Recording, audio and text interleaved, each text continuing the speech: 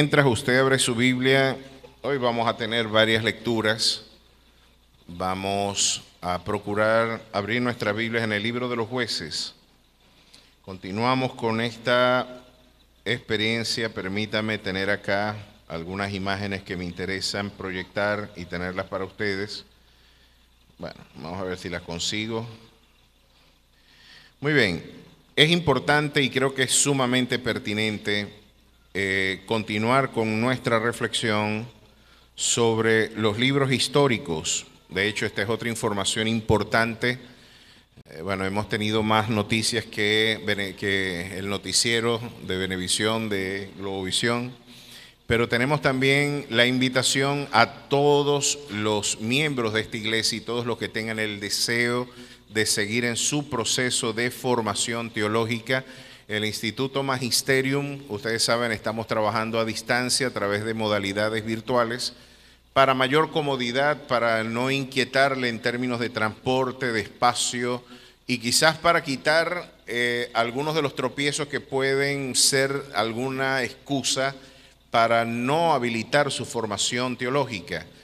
Pues los espacios virtuales, usted lo único que necesita es tener saldo en su teléfono, ¿verdad? Y poder compartir la experiencia que en este momento estamos en el estudio de los libros históricos. Y casualmente, este día viernes, ¿verdad?, a partir de las 5 de la tarde estaremos meditando sobre Primera de Samuel. Vamos a estar hablando sobre su autoría, sobre los aspectos relacionados a la redacción y a la teología de ese documento.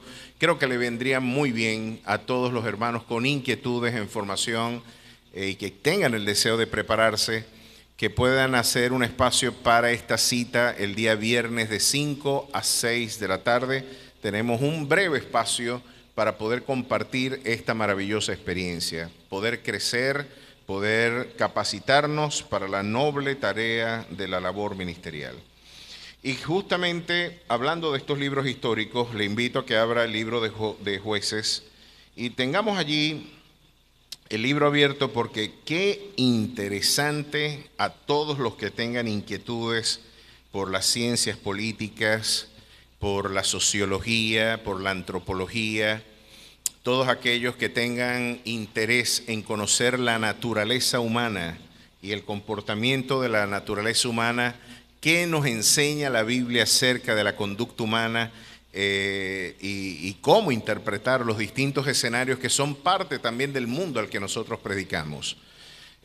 A mí me resulta extremadamente interesante saber que una de las cosas que ha rebanado los grandes cerebros de la historia del pensamiento ha sido justamente el estatus epistémico de la investigación social y cuál es el estatus que se le puede conferir en términos de cientificidad a la investigación histórica, a la investigación sociológica, a la investigación psicológica, a la investigación social en términos generales. Es tan científica la investigación social como la física, la química y la matemática. Es tan científica la investigación histórica como la investigación, por ejemplo, en este caso de la mecánica cuántica de Heisenberg. Podemos predecir la conducta de los fenómenos sociales de la misma manera que podemos predecir los fenómenos físicos y cosmológicos. Es una interesantísima pregunta y creo que los grandes caudillos de la historia de la humanidad han tenido un profundo interés por conocer la naturaleza humana, entre otras cosas porque cuando usted conoce la conducta de un fenómeno, lo puede luego manipular. Si usted puede conocer y comprender, ese es el afán de la ciencia, no es solamente la comprensión o explicación de los fenómenos, sino también su manipulación y posterior sistematización a través de la tecnología. Ha sido uno de los grandes proyectos de la ingeniería social poder descubrir la naturaleza humana para poder predecir la conducta humana, tocar las teclas de la conducta humana que permitan la manipulación de las grandes masas. Ese es el sueño de los caudillos. Y proyectos culturales han sobrado en la historia que han tenido esa ambición. Desde el marxismo hasta el positivismo de Augusto Comte, el padre de la sociología, en su libro del discurso del espíritu positivo, él llamaba la sociología física social. Así como podíamos hacer física de la conducta de los fenómenos, podemos hacer física de la conducta de los distintos cuerpos colectivos. Bueno, ¿podemos predecir la conducta humana? ¿Qué tanto podemos aprender de ella? Pues hay algo interesante en la constitución espiritual del hombre que a mí me resulta altamente interesante. Y es que al igual que Dios, hay un elemento inefable de su naturaleza, a pesar de que podemos conocer a Dios en sus atributos, como Dios omnipotente, omnisciente y omnipresente, son los atributos incomunicables de la naturaleza divina. Cuando hablamos de atributos incomunicables, es que ninguna criatura participa de ellos. Dios no los comunicó a la creación. Son inherentes, son el elemento constitutivo de su gloria, de esa gloria que Él no comparte con nadie. Esos elementos constitutivos serán claramente plasmados en este documento y podemos anticipar y ver que Dios es un Dios, sin duda alguna, que está mucho más allá de nuestras capacidades intelectuales y de nuestras facultades epistémicas, está mucho más allá de todo el aparato metodológico de nuestra investigación. Y al igual que la conducta divina, hay algo de la conducta humana que se resiste a ser interpretados en términos cuantitativos y mecanicistas. No podemos predecir la conducta humana porque Dios le confirió un nivel de libertad y de dignidad que es justamente lo que nos hace imagen y semejanza de Él. Ese elemento quizás de impredecibilidad, ese elemento tan complejo, inasible para nuestras estructuras de investigación, sigue siendo un elemento fascinante de la conducta humana. Nosotros podemos anticipar algunos de esos escenarios por lo que Él plasmó en su palabra. Y creo que la Biblia, como corona de la verdad en términos no solamente espirituales, sino en cualquier orden de la vida, aquí hay una cosmovisión plastada. Y esa cosmovisión, desde mi perspectiva, es la única que puede tener la llave para interpretar los aspectos que son una auténtica caja negra para la investigación social. Pues la Biblia, sin pretender ser un documento de sociología o de antropología o de psicología, sí tiene verdades y sí consagra elementos en su antropología que nos permiten interpretar de manera muy fiel la conducta humana. Vamos a seguir explorando esa dimensión de la conducta humana, en donde cómo sería vivir, ya que es tan importante lo que estamos viviendo, no solamente le estamos tomando el pulso a lo que la Biblia dice, tomándole el pulso a lo que usted vive, tomándole el pulso a las realidades que usted y yo tenemos que afrontar cotidianamente en nuestro peregrinar espiritual. ¿Cómo es, en el decir del Gabo Márquez, Gabriel García Márquez, cómo es el amor en los tiempos del cólera? Amar en tiempos de crisis. ¿Cómo es vivir en tiempos de crisis? ¿Cómo es la cotidianidad en tiempos de anarquía, en tiempos de desorientada condición? Si hay un elemento distintivo del clima social, cultural, político que estamos viviendo, no solamente los venezolanos. Yo creo que esta es una experiencia generalizada en nuestro hemisferio y yo diría que a nivel global. Si hay algo que distingue la realidad hoy, si una palabra la puede definir, es incertidumbre. No se sabe qué va a pasar. Y la incertidumbre es prima hermana de la ansiedad. Y la ansiedad es hermana del pánico. Y el pánico, podríamos decir, que también es un pariente muy cercano de la depresión. Y vamos a encontrarnos con un complejo entramado de realidades que se traducen en primer orden en el orden social y que luego vienen a afectar, como diría en su decir, a pesar de que no comparto la mayor parte de sus ideas, en el malestar de la cultura Freud, diría de que habían cosas que generan malestar en nuestra conducta.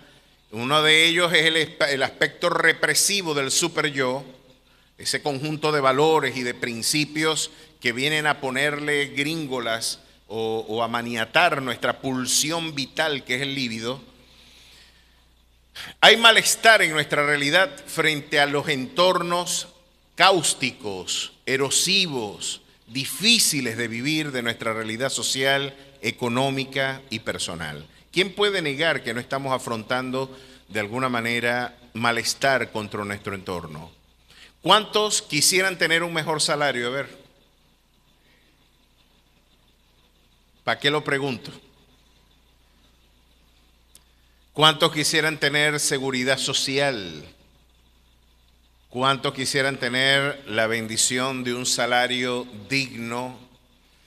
Y muchos de nosotros somos testigos de que dependemos no del salario, que en este caso muchos, la mayoría de ustedes son empleados públicos.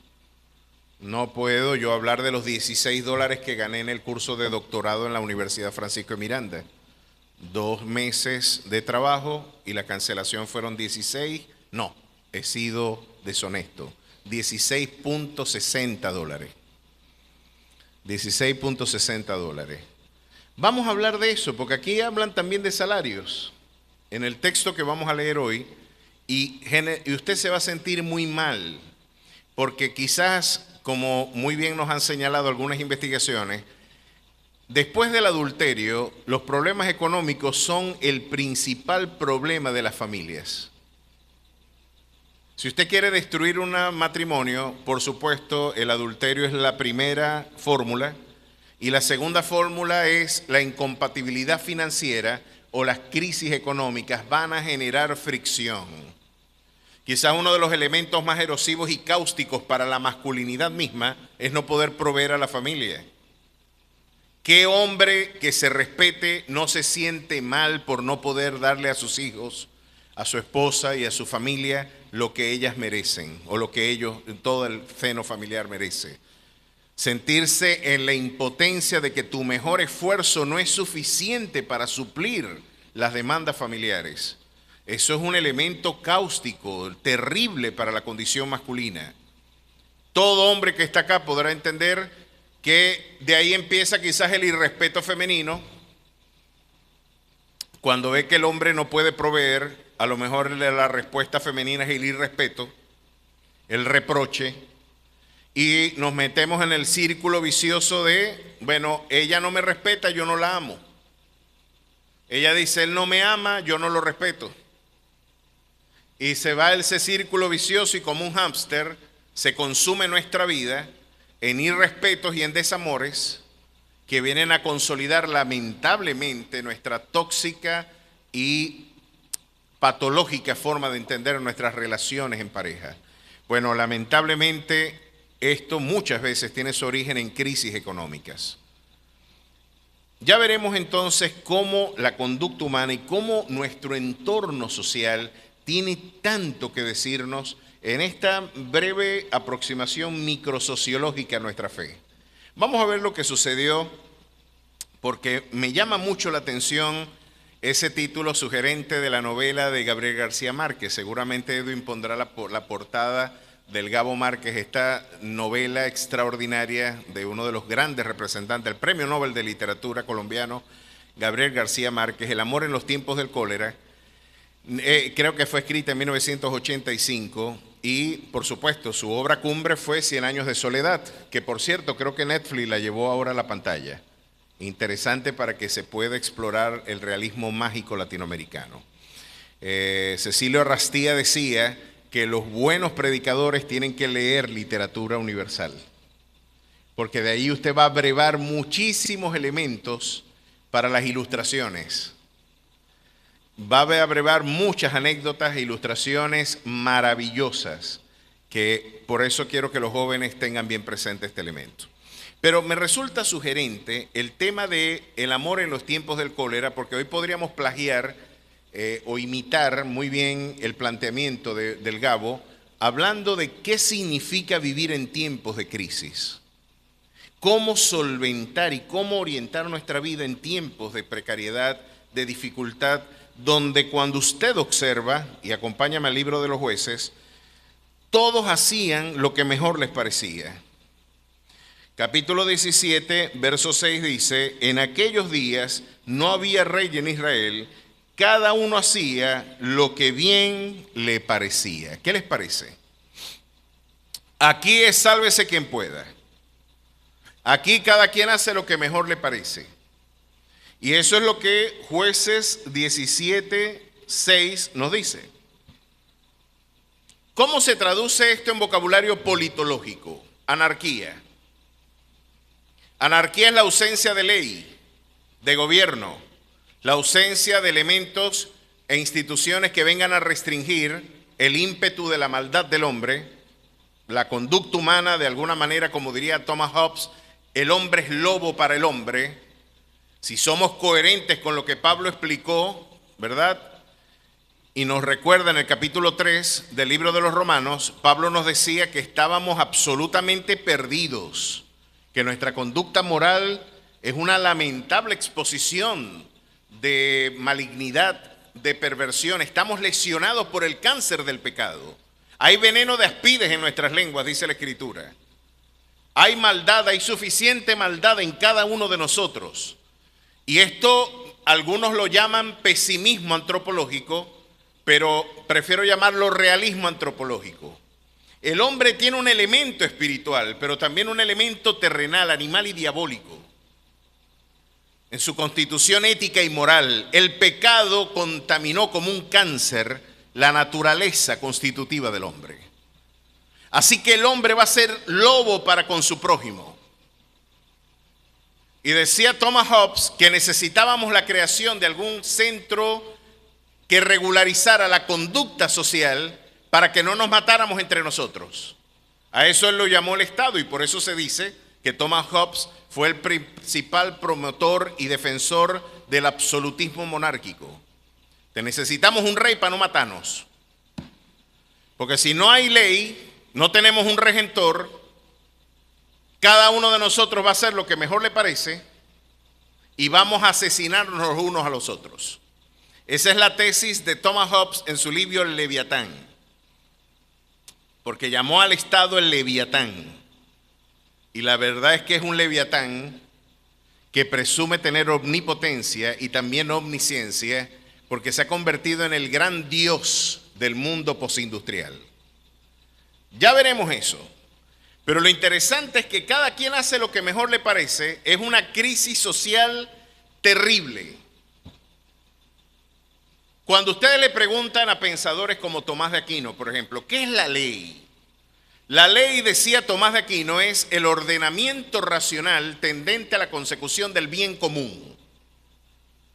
Nosotros legislamos para orientar racionalmente la conducta humana. Vamos a poner una ley porque como todos estamos vueltos locos, tenemos que fijar una norma para que nuestra conducta esté apegada a esa norma y nuestra conducta tenga la racionalidad que nuestros impulsos no tienen. Tenemos que crear leyes que vengan a ordenar la conducta desordenada y la pulsión visceral y egoísta de la constitución humana. Por eso se habla del imperio de la ley, que más allá de promover caudillos, por encima de nuestros liderazgos tiene que estar de alguna manera la ley. En esta iglesia yo soy el pastor, pero no soy la máxima autoridad. La máxima autoridad es el Señor y no me dejó en la arbitrariedad, me dio su ley para que ustedes, la responsabilidad mía es articular el consejo divino, presentarlo magisterialmente, exponerlo, ministrarlo, enseñarlo y orientar a la congregación para que esta ley se imponga como norma de fe y de conducta en sus vidas. Pero mi autoridad deriva de la capacidad que tenga yo de poder presentar el consejo divino y presentárselo a la iglesia. Pero si a mí se me ocurre decir algo distinto a lo que este libro dice, usted tiene que ser como los de Tesalónica, los de Berea, que eran más nobles que los de Tesalónica, porque recibieron con toda solicitud la palabra expuesta por el apóstol Pablo, pero escudriñaban diariamente para ver si lo que decía el iluminado apóstol Pablo se correspondía con las Escrituras. Yo lo protejo a usted de mí, poniendo este libro como norma infalible de fe y de conducta de esta asamblea. Porque si yo me vuelvo loco, la que no se va a volver loca es nunca, es la palabra del Señor. Y ustedes podrán decir, nosotros queremos mucho al pastor, te tenemos mucho cariño, pero lamentablemente, pastor, no nos podés poner a escoger entre tu opinión y lo que Dios quiere hacer con nuestras vidas, a la ley y al testimonio. Si no es así, es porque no les ha amanecido. A su nombre sea la gloria. ¿Vio qué bonito? Eso preserva una convivencia racional. Porque los líderes nos podemos volver locos, la que no se vuelve loca nunca es la palabra. Y yo protejo a la Grey dando el lugar que esta ley merece en nuestras vidas. Perdemos autoridad cuando no nos ceñimos a esa ley. Perdemos autoridad. Es una presunción latinoamericana, del caudillismo latinoamericano, pensar que yo puedo estar por encima de la ley. Por eso los pueblos protestantes tuvieron ventaja sobre los pueblos católicos. Los pueblos protestantes, cuando hicieron de esta libro en las 5 solas, decían la sola escritura como norma infalible de fe y de conducta, cuando le decían al mundo solamente la escritura, ni el magisterio ni los papas, ni los pastores, la escritura, a la ley y al testimonio. Cuando esta experiencia de fe se traspoló a la experiencia civil, en el catolicismo le rendimos culto a los caudillos porque el magisterio y el papa tienen la misma autoridad o más que la Biblia. Ahora no es de extrañar que en una cultura donde tú le diste al pastor más autoridad que a la Biblia, luego tus caudillos políticos tengan más autoridad que nuestras leyes.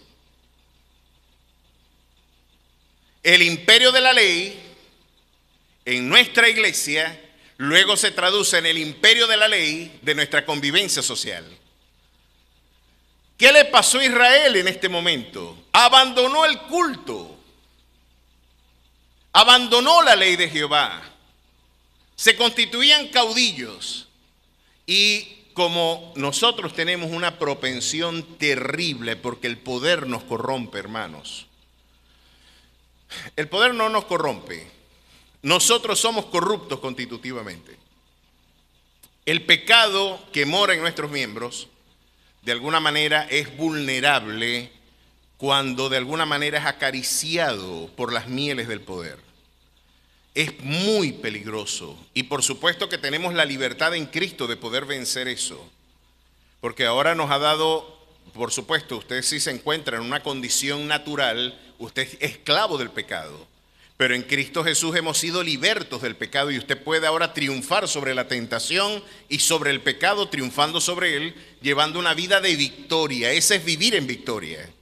Triunfar más allá de la tentación y de las terrenalidades y las carnalidades que son inherentes a nuestra constitución. Pero muy bien, teniendo esto presente, ¿qué le había pasado a Israel en este momento? Abandonó la ley. Abandonaron la ley, se quedaron porque, hermanos, como dicen muchos apóstoles mayameros, ustedes pueden vivir, dice este apóstol mayamero, de 2 maneras. O usted vive por lo que dice este libro, eso está muy bien, pero yo le voy a dar una mejor manera, una forma de vivir mejor, a través de lo que Dios está hablando hoy. Y se iba a caer la arena de Miami. Porque lo que Dios está diciendo hoy a través de los labios del apóstol tiene mayor estatus que lo que el Señor plasmó en este libro, que se va a secar la hierba y se va a marchitar la flor, pero esta palabra permanecerá para siempre. Y es como espada de doble filo, no es antigua, no es moderna, es eterna para la gloria de su nombre. Y nos quieren decir, oye, hoy tenemos apóstoles que tienen una revelación más sublime, más aguda, más pertinente, más personal, más íntima que la que Dios plasmó en este libro. Hermanos, si ese es el núcleo de su espiritualidad, es más, con esto me lo voy a jugar. La mayor parte de mis detractores espirituales tienen que ver con este punto exactamente. Yo me niego a reconocer en ellos la autoridad que solamente reconozco en la ley de Dios.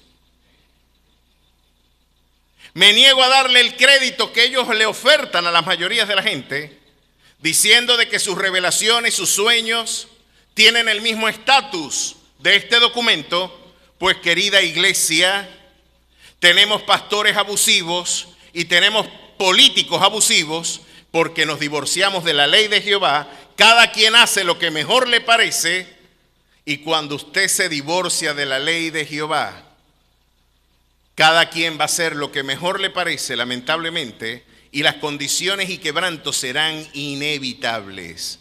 Pero si usted ha hecho de la ley de Jehová su meditación de día y de noche, será como árbol plantado junto a corrientes de agua, que dará su fruto en su tiempo y su hoja no cae, y todo lo que usted haga prosperará. Ese es el horizonte ético de la conducta ministerial. Si no, cada quien va a tener siempre, todas las sectas surgen cuando un líder dice que tiene una revelación mejor que la que ya tenemos. Joseph Smith, allá en Utah, dijo: estoy confundido viendo tantas iglesias. ¿Cuál será la verdadera? En vez de meterse en la Biblia, se le apareció un demonio en un bosque y le dijo: ve, ahí en ese bosque, ahí hay enterrado un libro. Ahí, más hondo, tan hondo que lo sacó del infierno. El libro del Mormón, donde se podía tener 12 mujeres y nosotros íbamos a ser navegantes cósmicos y con nuestras 12 mujeres íbamos a poblar el universo. El café era pecado tomarlo y los negros eran ángeles caídos.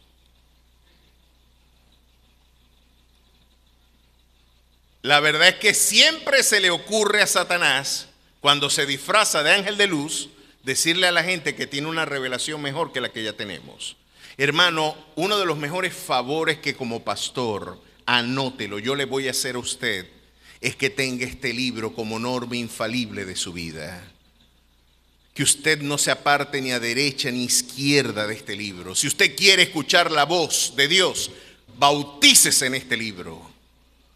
Es la palabra profética más segura. Y que Dios habla, claro que Dios habla, mi querido hermano. Pero cuando Dios habla, también tendrá que ser evaluado lo que usted escuchó a través de este libro. Así que usted terminará siempre en él. Siempre será el crisol desde el cual usted evaluará la conducta. Cuando eso no sucede, cuando le damos mayor crédito a nuestras intuiciones, a nuestros pálpitos, a nuestros arrebatos, y este libro queda desplazado, pues va a ser inevitable lo que aquí dice. En aquellos días no había rey en Israel, cada uno hacía lo que bien le parecía. Y sabe que nuestro clima cultural se parece mucho a esto, porque todos estamos diciendo, todas nuestras opiniones son verdaderas, todas tienen el mismo valor. Todos tenemos la razón según la cultura de la posverdad. No me digas lo que sucede, dime lo que no me ofenda. Tú no eres feo. No, no me digas feo. ¿Y cómo ponemos?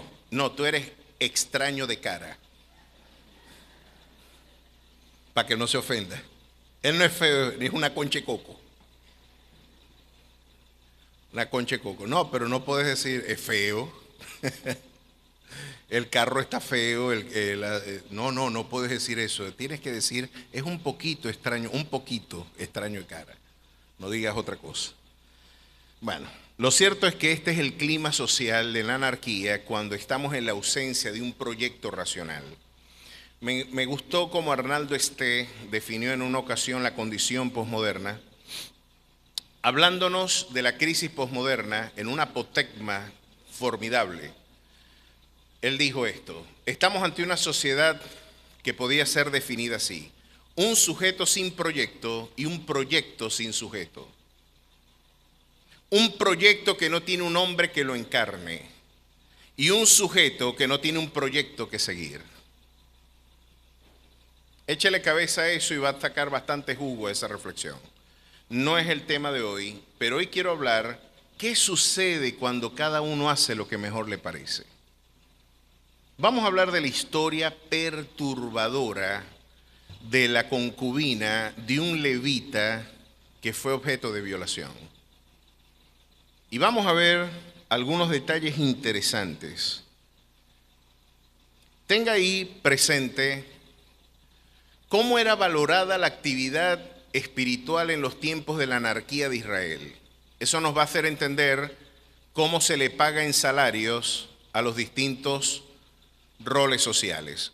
Usted se preguntará, ¿la Biblia hablará de cómo algunos son infravalorados y otros se les da más de lo que deberían tener? Fíjense algo aquí, si ustedes en el mismo capítulo 17, en el verso 9, había un sujeto Micaía que le ofreció un salario para que se quedara un levita con él. Y mire lo que le ofreció. Micaía le dijo, ¿de dónde vienes? Y el levita le respondió, soy de Belén de Judá y voy a vivir donde pueda encontrar lugar. Entonces Micaía le dijo, quédate en mi casa y serás mi padre y sacerdote, y yo te daré 10 siclos de plata por año. Agradó pues al levita morar con aquel hombre y fue para él como uno de sus hijos. Le agradó al levita, parece que el salario era bueno. Miren lo que le ofreció. Le ofreció 10 ciclos de plata al año. Y el levita se fue sobándose las manos. Chico, me está yendo bien. Me están dando 10 ciclos al año. No está mal. Un salario digno. Y se quedó contento el levita. Ahora, ¿cuánto ganaba una mujer en oficios indecorosos? No puedo decir que Dalila era una ramera, pero se convirtió como una de ellas. Se comportó como una de ellas. El caso de Dalila es interesante para entender lo desproporcionado que puede ser el Estado o las autoridades civiles o los que estén regentando la cosa pública para la promoción de algunos oficios. Si usted pasa la página y vamos un momentito para el capítulo 16 de los jueces, usted se va a encontrar con el episodio donde Sansón, ese no podía ver un palo de escoba con una falda. Era enamorado Sansón. A cada rato nos hablan de que estaba enredado con mujeres, de que se llegó una prostituta, se enamoró en Timnat. Los padres le decían, chico, no hay una mujer en Israel para que te enamores, eso no es problema tuyo. Y discutir con el hombre más fuerte del mundo es cosa complicada, con un tipo así no se discute. Lo cierto es que él estaba enamorado, pues, por todos lados. Lo cierto es que se conoció a esta tipa y se consiguió el calzado de su propio pie, lo que él estaba necesitando. Verso 4, y aconteció después de esto, aconteció que se enamoró de una mujer en el valle de Sorek, la cual se llamaba Dalila, una de las tantas, pues. Y vinieron a ella los príncipes de los filisteos, estamos hablando de las élites políticas y culturales del mundo filisteo, y le dijeron, engáñale e infórmate en qué consiste su gran fuerza y cómo lo podríamos vencer para que lo atemos y lo dominemos, y cada uno de nosotros te dará 1100 ciclos de plata. Al sacerdote, al levita, no es un sacerdote, si usted pone una equivalencia dinámica, los sacerdotes tenían oficios de culto, estrictamente los descendientes de Aarón. Pero los levitas, que eran la tribu de Aarón, eran los colaboradores de ellos, pues. Pongamos que eran como los diáconos, ujieres, músicos también. Pero nada más, también tenían funciones magisteriales posteriormente, se encargaban de enseñar y eran jueces. Cuando les decían que llevaban ante los ancianos de la ciudad las cosas en la puerta de la ciudad, en su mayoría estos levitas también ejercían funciones como ancianos, deliberando quién tenía la razón en un litigio. Así que vamos a poner en una equivalencia dinámica que eran jueces y maestros. Jueces, maestros y hombres de oficio, pues, de servicio. Pagarle 10 ciclos al año y a una mujer por vender a su novio le estaban pagando 1100 ciclos solamente uno de los príncipes. Mis queridos hermanos, escuchen esto. Usted se quiere arruinar. Usted quiere tener problemas financieros.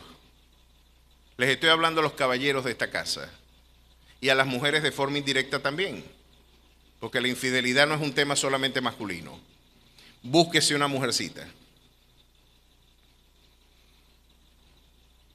La Escritura dice que el que frecuenta rameras va a perder la hacienda. Búsquese una mujercita y viva de forma desordenada y usted va a perder, como Sansón, la visión y el vigor. Y lo peor del caso es que te vas a sentir decepcionado porque la persona que buscaste al margen de la dirección divina te va a sacar los ojos por un mejor salario. Te va a tener en poco. Te van a despreciar. Con razón dice la Escritura que la vergüenza y la afrenta del adulterio nunca se borran. No estamos hablando de un adulterio, pero estamos hablando de un episodio lujurioso, lascivo, fornicario, cosa que, por cierto, hay que recordarle a los jóvenes. Estas son cosas que uno decía, es llover sobre mojado. O como en alguna ocasión diría Chesterton, en el mundo posmoderno vamos a tener que desenvainar la espada de la razón para decir que el pasto es verde. Las obviedades, lo evidente, parece que hay que defenderlo también. No, este es un hombre. No, no es un hombre que se cree mujer. Ah, caramba, disculpe. Pero es un hombre con 56 años que dice que es una bebé y carga unos pañales y un biberón colgado. Un calembe que lo que provoca es darle, chico.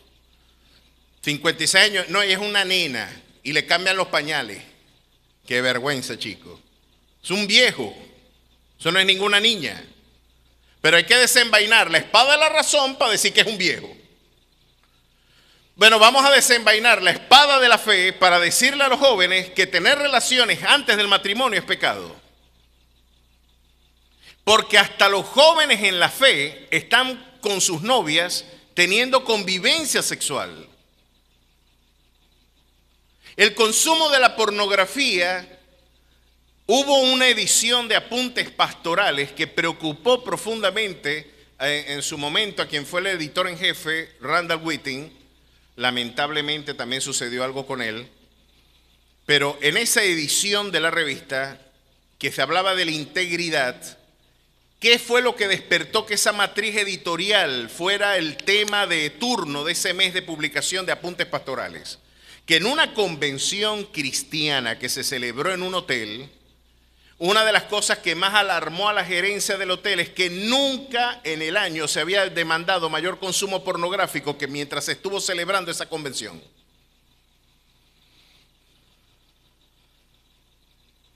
Entonces vamos a tener que recordar a la iglesia que la pornografía es tan pecado como el acto mismo de consumar sexualmente la infidelidad o la fornicación. Lo que usted desee en su corazón en términos de la ética cristiana ya es pecado. Si yo codicio una mujer en mi corazón, ya estoy en adulterio. Yo no necesito acostarme con ella. Basta con mi deseo, ya basta con la apetencia y con yo consumar ese deseo para que ya el Señor lo interprete como un acto pecaminoso.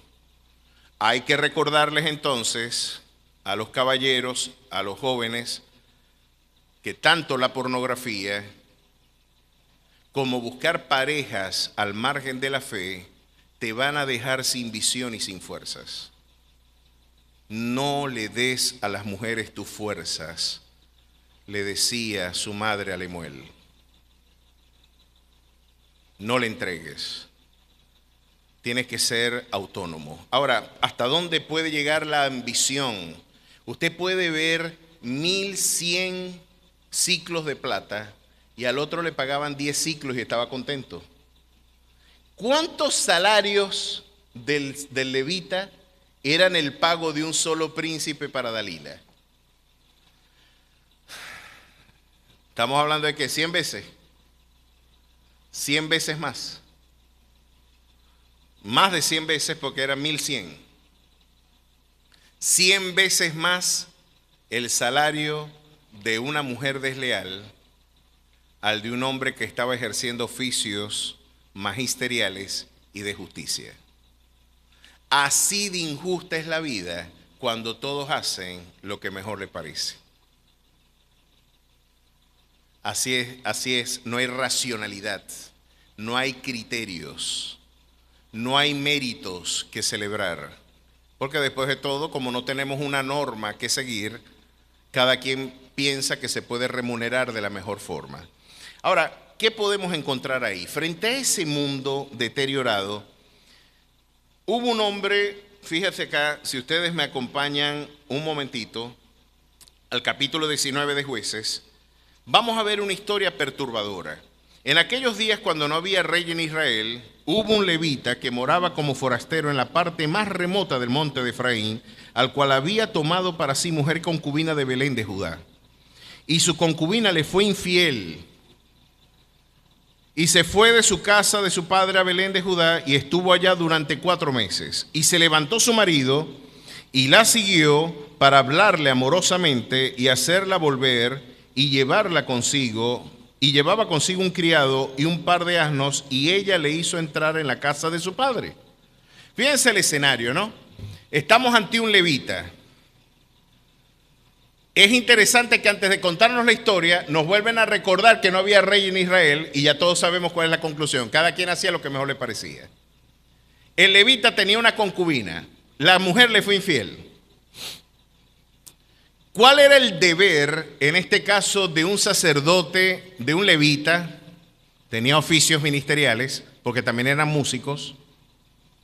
Podían ejercer funciones de músico, ayudaban a desarmar el tabernáculo. También tenían funciones magisteriales y de juez, ¿verdad? De alguna manera estaba en ese oficio, pero él tenía el deber de hacer velar que las normas espirituales se cumpliesen en su propio hogar.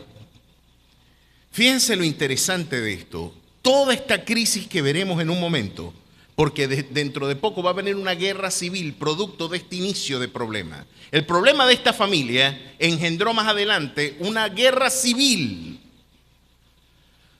Lo que me resulta interesante es que, ¿cuántos han leído, por ejemplo, la experiencia de Helena de Troya, cuando París roba a Helena y se prende la guerra entre toda la confederación griega contra Troya? Lo que antes se consideraba un elemento mitológico, hoy se sabe que Troya sí existió. Interesante ese dato. Lo interesante, más allá de todo este relato, es que por una mujer se prendió una guerra. Por una mujer se prendió una guerra. Y tenemos en la Biblia un escenario donde una mujer que le fue infiel a un levita, el levita fue a pedirle perdón a la mujer. Pero si la que fue infiel fue ella. Voy a hablarle con dulzura, y la pregunta que uno puede decir, ¿vale la pena restaurar una relación en esos términos? Cuando realmente el arrepentimiento que debería venir de parte de ella, el adulterio, mis queridos hermanos, en el antiguo pacto, en el nuevo pacto, usted podría decir, pastor, pero parece desproporcionada su perspectiva. ¿No se acuerda aquella experiencia donde Jesús se consiguió con una adúltera? Se la pusieron, la trajeron y la pusieron delante de él y le dijeron, ¿qué dices tú que hagamos con ella? Porque la ley dice que hay que apedrearla y hay que matarla. Al adúltero lo vas a hacer morir indefectiblemente. Y así vas a quitar el mal de tu tierra. Tienes que matarlo. A él y al hombre, a ella y a la mujer. A ella y al marido con el que estuvo. Y le ponen a la mujer enfrente a Jesús y le dice, los que los querían probar estaban diciendo, hey, un momentico. Si este dice que no la matemos, tenemos que matarlo a él, porque está torciendo la ley. Aquí lo vamos a agarrar, el que le gusta andar perdonando pecadores, el que le gusta andar siendo misericordioso. Vamos a ver qué dice, porque nuestra ética social, nuestra legislación dice que tenemos, no fue que nos echaron el brollo de que andaba en adulterio, la sacamos de la cama. Aquí está, dinos qué debemos hacer. Y él estaba esperando que le dijeran, mátela pues. Jesús, escribiendo en tierra, miren lo fascinante de la reflexión de Jesús, le dijo, yo no les estoy diciendo que no la maten. Yo lo que les digo es que el que esté libre de pecado, que sea el primero en lanzar la piedra. el que esté facultado moralmente para ser un tribunal inflexible de la ley, que sea el primero en arrojar la piedra. El que tenga la capacidad moral de no participar del pecado que ella ha participado, que la mate. Y todos compungidos de corazón soltaron las piedras, porque sabían que eran tan pecadores como ella y tenían pecados en otros órdenes. Y el único que la podía matar era Jesús. Y le dijo, no, vete y no peques más. Ni yo te condeno, vete y no peques más. Usted podrá entender esa perspectiva porque en el nuevo pacto la misericordia, el perdón, la restauración es el criterio. En el antiguo pacto había que darle muerte a un transgresor en esos términos. Era lo que ordenaba la ley y era lo que de alguna forma el levita debió haber hecho cumplir con su mujer. Quizás fundar una nueva familia. No sé, quizás esperar que la manifestación de arrepentimiento se pudiera dar del lado del transgresor. Pero él insistió en buscarla, en querer amarle dulcemente. Y aquí, mi querido hermano, permítame una reflexión y hablar un poquito evangelásticamente. La dignidad afectiva es importante. Usted debe, mis queridos hermanos, amar y en este caso invertir afectivamente de manera bilateral. Las relaciones saludables van a ser bilaterales. Si usted ama, necesita ser retribuido por afecto. Aquel que de alguna manera canta, como yo les he echado bromas con Chayanne, o peor aún, como Chiquitete. Chayanne cuando dice esta canción terrible, que yo pienso que ningún hombre aquí debería cantarla, a pesar de que a las mujeres les encanta, Chayanne, no nos debería gustar a nosotros esta canción. Lo dejaría todo porque te quedaras. Mi credo, mi pasado y mi religión. Parece que el levita cantaba esa canción. Lo dejaría todo porque te quedaras. Mi credo, mi pasado y mi religión. Para empezar, hablamos a las mujeres. Un hombre que deje su religión y sus convicciones por una mujer es un calembe. Es un hombre débil, endeble de carácter.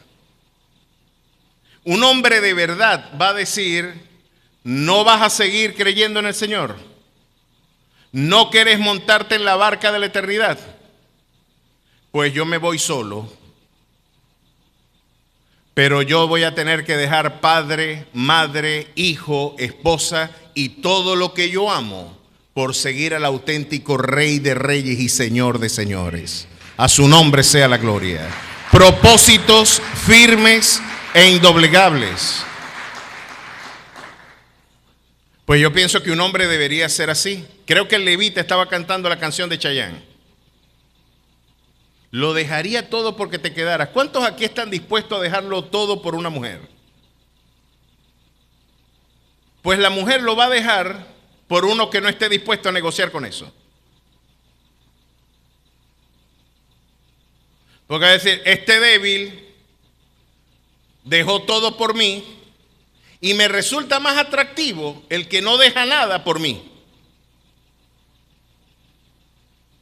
No me malinterprete. Porque no estamos hablando aquí de la promiscuidad como criterio de la conducta humana. Pero sí estamos hablando de que los valores y la firmeza del carácter son un elemento neurálgico de las familias saludables. Cuando a mi mamá me decía, a esta casa se va a cerrar a las 10 de la noche. Mamá, pero yo toda esa hora estoy jugando fútbol todavía. No me importa. Esta hora se va a cerrar la puerta y si usted no viene para acá, usted la va a conseguir cerrada. Pues a mí se me ocurrió desafiarla y conseguí la puerta cerrada. Esa noche dormía que mi abuela. Y algunos podrían decir, qué mala la hermana Eva. La hermana Eva votó a su hijo. No, ella no votó al hijo. Yo me salí de la casa. Es muy diferente. Porque hay normas que hacer cumplir. Cuando uno habla de la casa, no está hablando del edificio. La casa de Aragón es el conjunto de valores que integran esa convivencia. Si tú no tienes los valores de esa casa, no eres parte de esa familia.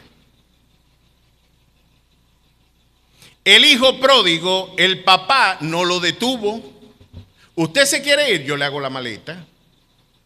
¿Cómo no? Levante campamento. Aquí están los cobres, vaya y levante campamento. Me duele con todo el alma. Te amo con todo mi corazón. Pero los hijos se corrigen no con indulgencias, no siendo duro con los demás y flexible con los muchachos. Los hijos vamos a tener que criarlos y vamos a tener que darles, hermano, la firmeza que no tuvieron en el hogar, duramente la van a tener que vivir en la calle. La reprensión que usted se negó a darle en el hogar, se la van a dar las autoridades.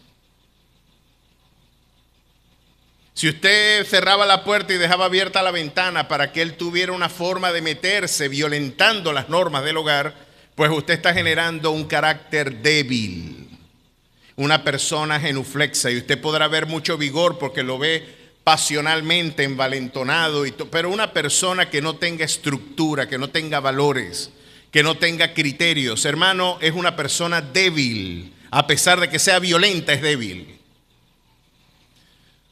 Es una persona que tiene poca capacidad para la resolución de conflictos, no tiene los elementos. Si usted le da todo al hijo, lamentablemente él no tendrá más remedio que destruir lo que recibió. Esta dialéctica de que momentos malos hacen hombres fuertes, hombres fuertes generan sociedades maravillosas. Esas sociedades maravillosas y opulentas generan hombres débiles, y los hombres débiles engendran tiempos nuevamente difíciles. La dificultad va a generar carácter. Parece que a este levita le faltó un poco de carácter a la hora de tener firmeza, porque creo que los caminos de la restauración de esta familia estaban muy distintos a lo que él había propuesto. Bueno, siguió por ahí, se fue a buscar a la muchacha. Y pasó algo interesante. Se consiguió con el suegro, disfrutaron el momento, se reconcilió con la mujer, hubo un momento cálido en la familia, la pasaron muy bien, tomaron. El suegro, quédate otra noche más, y siguieron tomando. Y en ese momento, verso 22 del 19, dice: pero cuando estaban gozosos, he aquí que los hombres de aquella ciudad, hombres perversos, rodearon la casa, golpeando a la puerta, y hablaron al anciano dueño de la casa diciendo: saca al hombre que ha entrado en tu casa para que lo conozcamos. Ah, caramba, esta gente que estaba, los benjamitas estaban, qué curiosidad, que cuando todos hacen lo que mejor le parece, la sodomía también viene a gobernar.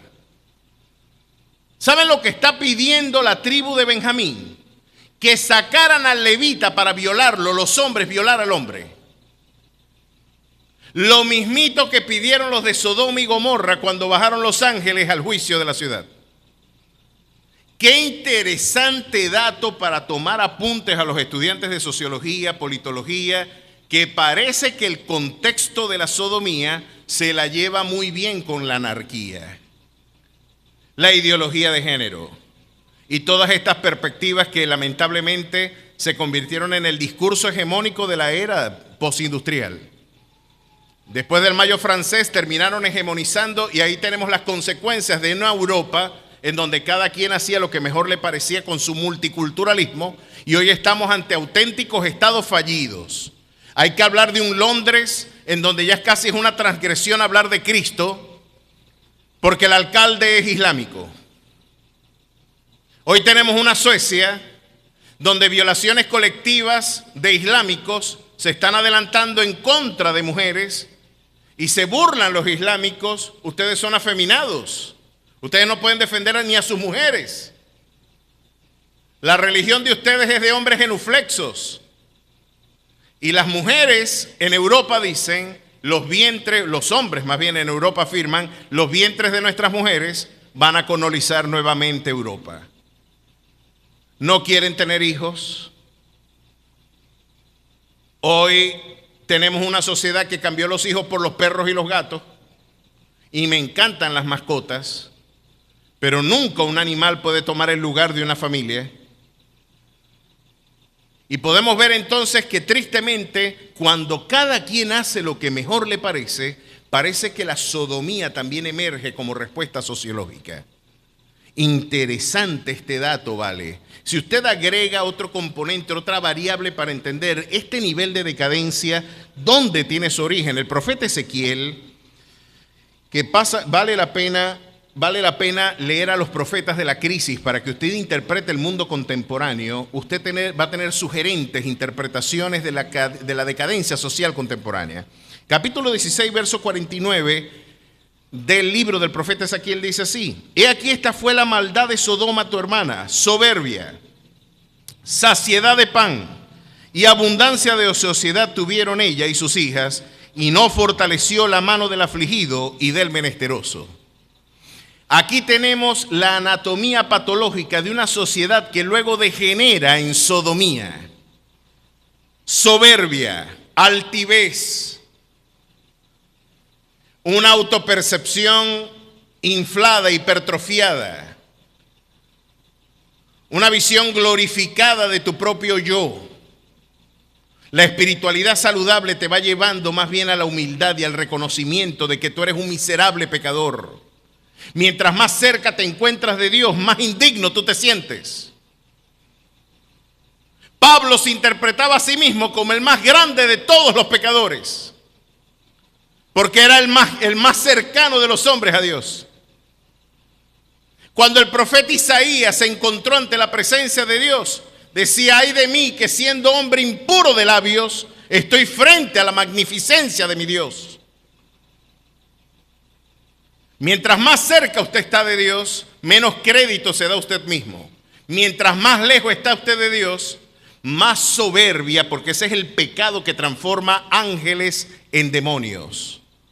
Ya podemos ver cómo las sociedades se van deteriorando, lamentablemente. La ausencia de la norma espiritual, la ausencia de criterios espirituales engendran soberbia, saciedad de pan. Oye, les iba bien económicamente. Estaban cómodos, estaban gordos, rosados. No les falta nada. Nuestras privaciones, además de brindarnos austeridad, nos dan el reconocimiento de nuestra absoluta dependencia en Dios. Qué bueno es cuando uno está limpio y Dios provee. Qué bueno es cuando usted no se puede llevar ningún crédito y decir: tu mano, tu gracia, tu misericordia, tu bondad y tu fidelidad me han sostenido. Ha sido tu gracia la que ha puesto el pan en mi mesa. Ha sido tu bondad, porque no solamente estoy disfrutando la salvación como un don. Para mí toda experiencia personal, social y económica es un don divino. Es un regalo inmerecido. Y eso engendra gratitud y humildad, porque hasta tacita de café que usted se toma en la tarde, querido hermano, dele la gloria a Dios por esa tacita.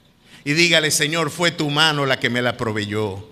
Esos granitos de café que tú cultivaste y que tú hiciste germinar y que yo no los conocí, pero tú sabías que esos granitos iban a llegar a mi mesa y yo iba a tener esta paledonia o este macarrón a las 4 de la tarde. Ese coquito, ese trigo, todo eso lo puso tu mano. Y yo, con muy poca gratitud, he olvidado que fue tu gracia la que me lo puso en delante. Dele la gloria a Dios hasta por la tacita de café. Usted no le da el crédito a la vaquita que puso la leche o a la gallina que puso los huevos. Todo eso inadvertidamente Dios lo crió para usted.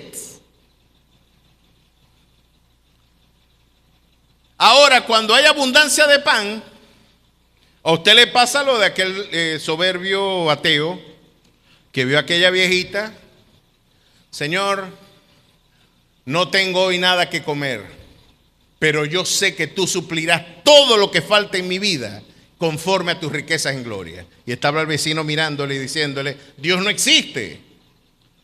Si vos querés comer, pedime comida a mí. Yo no necesito pedirle nada a nadie cuando Jehová es mi proveedor. Y el tipo dijo: ya yo voy a fregar a esta vieja, ya tú vas a ver cómo yo le corro la máquina. Y voy y le hizo una compra, muchacho, y le puso pollo, café, leche, le puso una compra y le tocó el timbre. Y la viejita agarró sus bolsitas y dio gloria. Gracias, Señor, porque yo sabía que tu provisión llegaría. Y salió y le brincó el soberbio que decía que el pan venía de su mesa, de sus propias manos y de su fuerza. Dios nada, chica. Eso te lo puse yo a vos para que comieras. Y la viejita se quedó mirando y le dijo, gracias, Señor, porque hasta Satanás tú lo utilizas para darme el pan. Porque hasta Satanás, querido hermano, recuerde eso en su teología, es un esclavo de la soberanía de nuestro Rey y Salvador Jesucristo. A su nombre sea la gloria.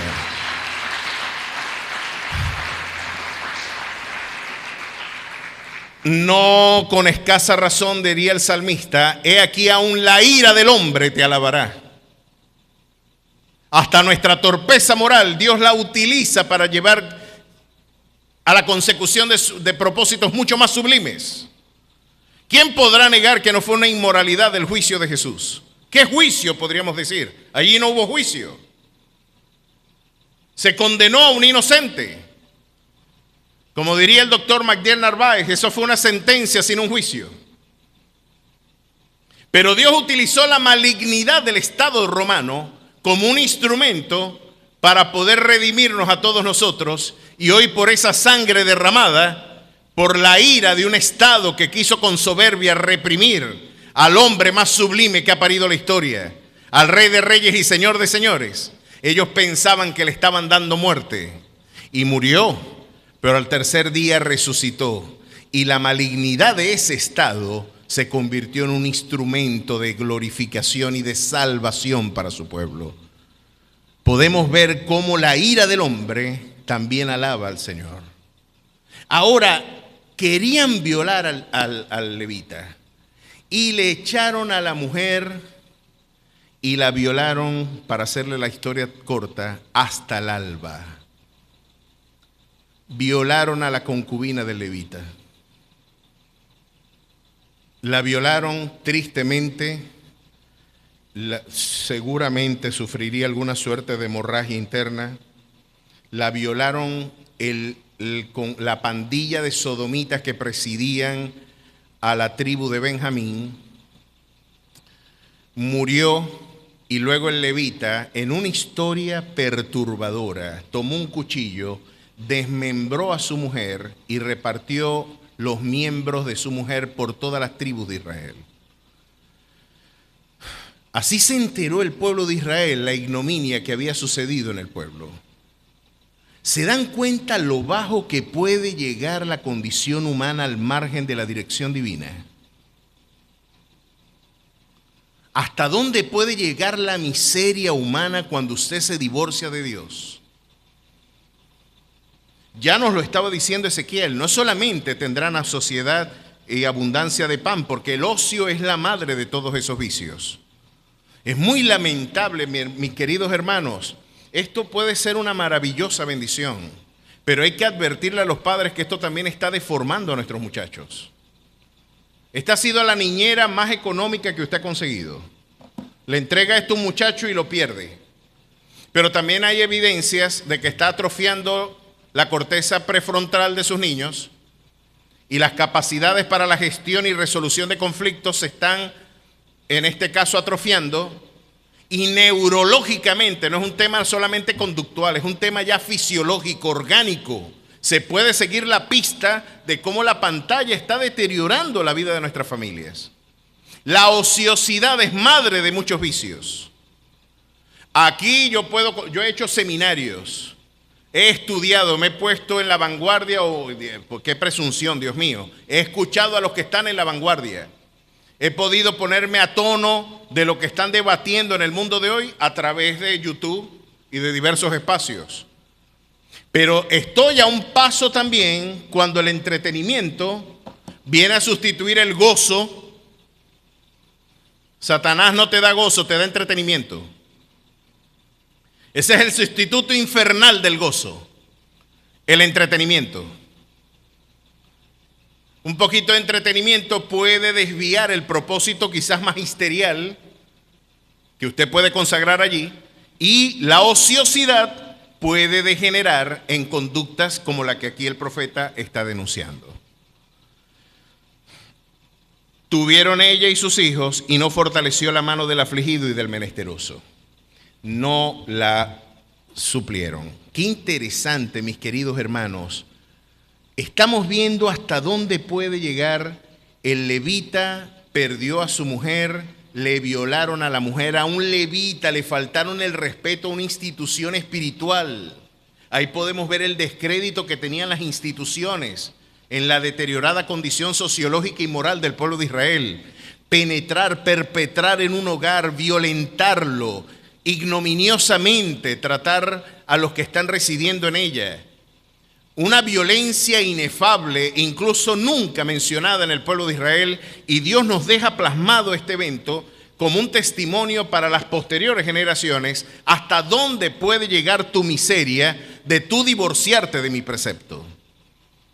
Benjamín, el hijo amado de Jacob, el zurrapito de la casa, el hijo de la esposa amada de Raquel. Mira dónde llegó Benjamín. Cuando la ley de Jehová no está presidiendo la conducta, cada quien hace lo que mejor le parece. ¿Qué pasó después? Hermanos, producto de esta ignominia, el resto de las tribus se fueron a la guerra contra Benjamín, y palabras más y palabras menos, la tribu de Benjamín quedó devastada. Se desapareció una de las tribus de Israel, por poco se desaparece. El pueblo tomó luego estrategias para darles mujeres a los de Benjamín y para que se reprodujeran los benjamitas, pero la nación quedó devastada y nunca más fue igual. Lloraron porque fue una guerra civil la que se engendró. Las pasiones surgieron y fue inevitable el conflicto armado. Así que podemos ver cómo se van germinando nuestras crisis y cómo un problema familiar de un levita, de una crisis marital, de un adulterio, derivó en una guerra civil. ¿Usted puede creer hasta dónde llegan las consecuencias de nuestros pecados? Hermanos, siempre vamos a cosechar más de lo que sembramos. Usted siembra un grano de maíz y va a sacar una mazorca. Parece desproporcionado, pero nuestros problemas, nuestros pecados, siempre van a ser retribuidos más abundantemente de lo que hicimos. Ahora, lo que el Señor nos está dejando claro en Jueces es que la conducta familiar no es inocua para la conducta social. Lo que puede suceder en una familia tendrá implicaciones estructurales, y sobre todo si es una familia a la que le corresponde brindar precepto e instrucción social. Si eso pasó con la rama verde, ¿qué no pasará con la rama seca? Aquí tenemos una lección de la sociología de nuestra fe y cómo podemos ver un retrato exacto de nuestras crisis. El siglo XIX venezolano se ve plasmado claramente en el libro de los Jueces. No por casualidad llamaban a Zamora el desflorador de los llanos, al que se le atribuyó haber violado a más de 100 jóvenes. Esa es la historia negra de algunos de nuestros caudillos. Algunos podrán decir, eso no fue así. Lo cierto es que en la Venezuela del siglo XIX y en la Latinoamérica del siglo XIX, cada quien hacía lo que mejor le parecía, porque no había la ley de Jehová en ese pueblo. Ahora, usted pasa las páginas, para ir cerrando ya, y cuando pasa las páginas de ese mismo contexto, va a haber otra familia en crisis. El libro de Ruth, si usted pasa las páginas, el libro de los Jueces termina con este apotegma. En aquellos días no había rey en Israel, cada uno hacía lo que bien le parecía. Jueces, capítulo 21, verso 25. Así termina el libro de los Jueces. Cada quien hacía lo que mejor le parecía. ¿Por qué yo quiero hacer énfasis en esto, mi querido hermano? Porque tenemos que desafiar esa ética individualista y hedonista. ¿Qué es el hedonismo para los jóvenes? El hedonismo es la propuesta ética de hacer del placer la norma de conducta. Si el placer es la norma de tu conducta, ¿cuándo usted sabe que una norma es buena? Se puede, decía Immanuel Kant, que yo puedo interpretar que una norma es buena si mi conducta puede ser elevada a norma universal. Por ejemplo, si usted es fumador y usted diga que ¿te gusta el cigarro? Muchacho, me encanta. ¿Estás disfrutando el cigarro? Me encanta el cigarro, se me quita la ansiedad, me relaja, me apacigua. Ah, bueno, si es tan bueno, dáselo a tu hijo. No. Ah, pero entonces no puedes elevar tu norma, tu conducta a norma universal. Si tú no le puedes dar a tu hijo lo que tú estás consumiendo, tienes que empezar a preguntarte si es ético de lo que estás participando. No, yo fumo, pero a mi hijo ni se le ocurra. Yo me emborracho, pero cuidado, me llega borracho uno de los muchachos a la casa. No, pero ¿cómo vas a pedir eso, muchacho? ¿Se dan cuenta? En una ocasión en la escuela de filosofía se paró un muchacho y dijo: yo creo que este tema de la pureza sexual del cristianismo es una estupidez. Nosotros por naturaleza tenemos que ser promiscuos. Me dice él en su perspectiva evolucionista. Me dice: yo creo que los hombres deberíamos tener no una ni dos, deberíamos tener 10 tan cuantas podamos sostener. Y yo creo que esa debería ser la norma, porque es contra naturaleza tener un hombre con una sola mujer, chico. Y yo le digo: bueno, me parece muy bien, pero lo que en lógica, hay un principio lógico que se lo voy a poner en vocabulario cotidiano para que lo entiendan mejor. Lo que es bueno para el pavo es buena para la pava. Lo que usted admite como verdadero en una de las partes del sistema va a tener que afirmar que es verdadero en toda la estructura sistémica del planteamiento. Si es verdad esta variable, es verdad también en todo el sistema. Si usted promueve la promiscuidad como conducta ética, tu mujer también podría ser promiscua. Dice: no. Y yo le digo: ¿y por qué no? Ella también tiene el derecho a vivir en placeres. Si el placer es la norma de conducta, ¿por qué tú dices que tu placer es un privilegio? ¿Usted sabe de dónde viene privilegio? Privix lex, ley privada. Es decir, esta ley es para mí, pero no para ti. Yo puedo tener varias mujeres, pero ella no puede tener varios hombres.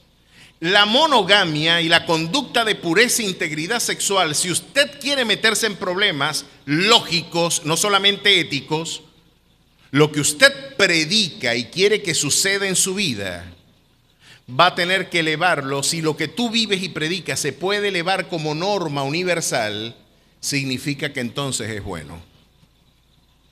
Pero si lo que yo practico no se puede elevar como norma universal porque no es ni racional, ni por supuesto es éticamente perfectible, usted tendrá que preguntarse si usted no está abogando por un sistema de egoísmos donde los instintos y las pasiones se convierten en norma, y esta visión hedonística te va a llevar a crisis nacionales como las que estamos experimentando. El libro de los Jueces terminó así: no había rey en Israel, cada uno hacía lo que bien le parecía. Usted pasa la página y se va a conseguir con otros relatos más. ¿Qué más pasa cuando todo el mundo hace lo que mejor le parece? Aconteció en los días que gobernaban los jueces que hubo hambre en la tierra. Ah, va a haber hambre también. Qué casualidad, va a haber hambre cuando todo el mundo hace lo que mejor le da la gana. Va a ser inevitable porque van a haber arbitrariedades, va a haber persecución a los sectores productivos. El robo, el hurto se van a convertir en norma social porque después de todo no hay nadie que condene ni que afirme. El robo puede ser interpretado como un acto de justicia social. Robin Hood, vamos a robarle al rico y le damos y repartimos al pobre. Y es interesante que cuando los controles de precio y todas estas cosas de una economía estatizada y centralizada, ya la economía clásica austríaca, en los labios de von Mises, nos habían advertido, y de Hayek: chico, te vas a meter en problemas Porque cuando usted quiere controlar el precio de un producto, lo que va a suceder es que se va a desaparecer. Se va a generar un mercado negro que va a ser el auténtico precio del producto y generalmente va a estar muy por encima del precio que el pueblo puede pagar. La naturaleza del mercado es que tú lo dejes en libertad para que la mejor alternativa al menor precio sea la que prevalezca en el mercado. Lo que sucede es que tanto los empresarios como los políticos se dieron cuenta que era un negocio controlar la economía a través del aparato represivo del Estado. Y decir, ve, no podemos poner libertades en términos de mercado porque después este producto es mejor que el mío, voy a perder mi cobre. El mejor negocio es yo aliarme con un político que me diga cómo, mira, promociona y subsidia mi producto. Pero vamos a poner aranceles elevados a este producto importado de donde sea, porque es mi competencia, yo no puedo competir con él. Lo que puedo hacer es deslealmente tomar cargos de poder que impidan que las libertades económicas prevalezcan y que después de todo la gente sufra, porque va a ganar la peor opción al peor precio. Hermano, la maldad del hombre es lo que de alguna manera usted puede ver ha sido la norma social y económica de nuestra historia. Así que va a haber hambre cuando cada quien hace lo que mejor le parece y cuando no hay normas universales de conducta, cuando no hay criterios racionales orientados a la consecución común, vamos a tener hambre en la casa del pan. Así lo dice, aconteció en los días que gobernaban los jueces que hubo hambre en la tierra y un varón de Belén. Ya ustedes saben lo que traducen estas palabras, ya yo he hablado de esto antes, pero quizás para alguno que no ha estado, voy a repetirlas. Si usted hace no solo una traducción, una equivalencia de lo que traduce dentro del universo simbólico de la literatura bíblica algunos de estos lugares, y lo que su traducción literal traduce en lengua castellana, esto sonaría así. Belén en hebreo es casa de pan, Bet-Elehem. Les he dicho siempre que donde empiece en hebreo Bet es casa. Betel, casa de Dios. Bet-Elehem, casa del pan. Moab, la tierra proscrita, es la ciudad del pecado. Es la Californication. La ciudad del pecado, la tierra del pecado. Estaban proscritos del pueblo, enemigos jurados del pueblo. El protagonista de la historia se llamaba Elimelec, que traducido al castellano sería el justo. Su mujer se llamaba la bienaventurada o la placentera, Noemí. Sus hijos, Malión, literalmente significaba el enfermizo, y Kelión, el moribundo. Se casaron con una llamada Ruth, que podíamos ver que era la fiel de la historia, y después se casó otro con Orfa, que es la que se volvió atrás. Si usted me permite la lectura de este texto, ahora en clave de lectura interpretada, mire lo que sonaría. El nombre, aconteció en los días que gobernaban los jueces, que hubo hambre en la tierra, y un varón de la casa del pan de Judá fue a morar en los campos del pecado, él y su mujer y los hijos suyos. El nombre de aquel varón era el justo, y el de su mujer la bienaventurada o placentera. Y los nombres de sus hijos eran el enfermizo y el moribundo, efrateos de la casa del pan. Llegaron pues a los campos del pecado y se quedaron allí. Y murió el justo, marido de la placentera o bienaventurada, y quedó ella con sus 2 hijos, los cuales tomaron para sí mujeres de la casa del pecado. El nombre de uno era la que se vuelve atrás, y el nombre de la otra es la fiel, y habitaron allí unos 10 años. ¿Están siguiendo la pista, no? Esto llevó a que muchos dijeran que este era un libro de ficción, que esto no fue una historia auténtica, porque pareciera que pareció un elemento de ficción tan parecido como aquel chiste malo maracucho del cartero que llegó, el cartero que llegó a una casa y la casa dice Casa El Edén, la casa El Edén, llegó a la casa El Edén, tocó la puerta, señor Adán, y su esposa Eva, Naguará, casa El Edén. El marido se llama Adán, la mujer se llama Eva, y cuando abre la puerta, primo, ¿usted se llama Adán? Sí. ¿Y su mujer Eva? Sí. ¿Y su casa el Edén? Sí. Aquí lo que falta es la culebra. Y el tipo no, también la tengo. Suegra, venga para acá. Alguien podría decir que eso es una historia forjada, ¿no? Aquí pareciera que también estamos ante lo mismo. Una casa que se llama la casa del pan. Un tipo que se llama el justo. Una tipa que se llama la bienaventurada. Dos muchachos, uno enfermizo y uno moribundo. Parece una obra de ficción, pero no lo es. Ahora ellos nos están enseñando cómo vivir en tiempos de crisis y cómo los pedazos de esta familia se van a convertir en un arquetipo de lo que debería ser nuestra restauración familiar también. Ahora, era de esperar, los cuales tomaron para sí mujeres de la casa del pecado. El nombre de uno era la que se vuelve atrás y el nombre de la otra era la fiel, y habitaron allí unos 10 años, una década vivieron, y murieron también los dos, el enfermizo y el moribundo, como era de esperarse.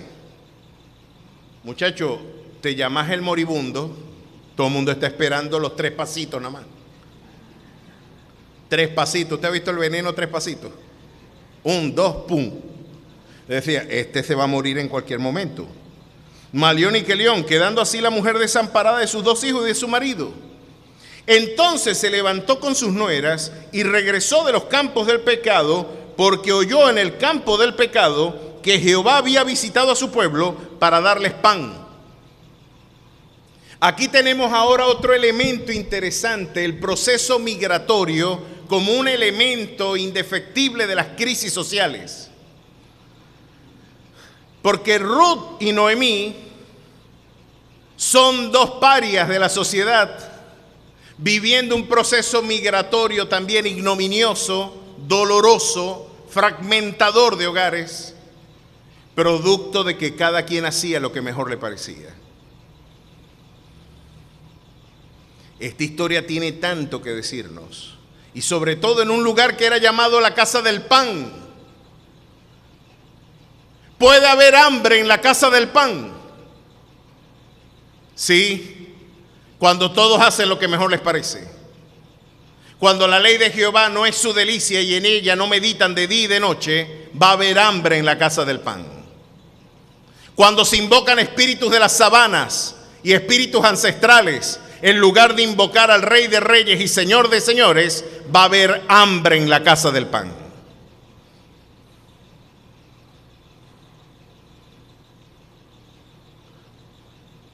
Yo quisiera tener algo distinto que decir, pero me es impuesto por el Espíritu Santo decir su palabra. Es impuesto tener que hacerlo, hermano, porque los cobardes no heredarán el reino de los cielos. La restauración de este lugar para que haya otra vez pan en la casa del pan es que podamos como iglesia levantar la bandera en nuestra nación y decir: es bienaventurada la nación cuyo Dios es Jehová. Esta nación necesita a Jehová, necesita ser visitada por el poder de su presencia.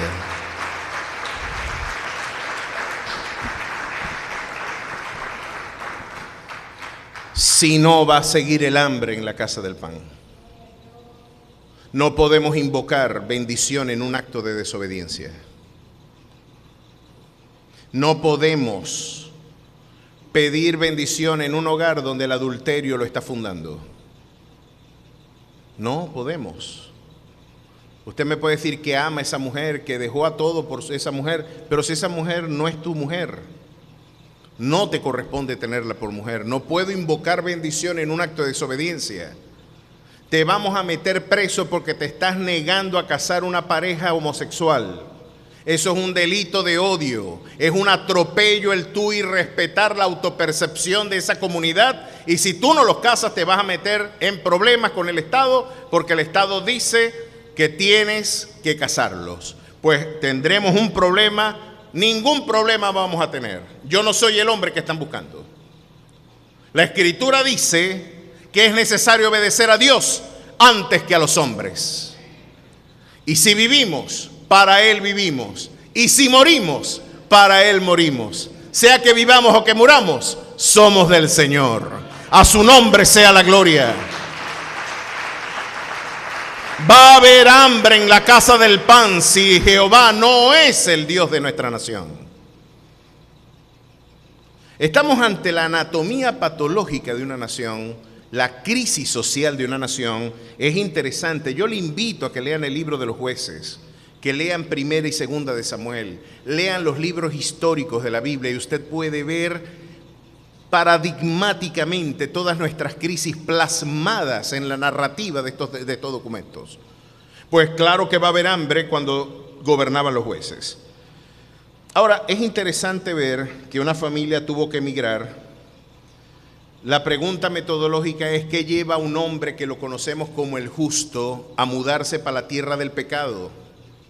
Pues claro que tiene una forma, porque me diría ese hombre a mí, Elimelech: oye, pastor, ¿y tú qué hubieras hecho? Yo tengo un hijo que se llama el moribundo. Yo tengo un hijo que se llama el enfermizo. Uno está enfermo y el otro está por morir. Yo tengo que buscar el pan donde esté, así sea a través de los caminos verdes, así me tenga que brincar las cercas, así me cierren la puerta, pues me meteré por la ventana. Me mudaré a la casa del pecado porque tengo que llevarle pan al moribundo y al enfermizo. Alguien podría pensar que es necesario mudarse de la casa espiritual de nuestra fe. Necesito el dinero, pastor, y este negocio turbio lo voy a hacer, porque si sigo viviendo como cristiano no voy a hacer dinero. Si me quedo haciendo lo correcto, no voy a conquistar los logros económicos que garanticen que mi familia viva bien. Puedes vivir bien por 10 años, como aquí pasó. Pero tarde o temprano las malas decisiones van a tener consecuencias malas. Mis queridos hermanos, no todos los fines justifican los medios. No todas estas realidades de alguna manera se pueden justificar desde la perspectiva de la necesidad. Hay decisiones muy complejas donde solamente la fe puede dar respuesta. La integridad ha sido la respuesta del hombre de fe ante el desafío de la precariedad económica.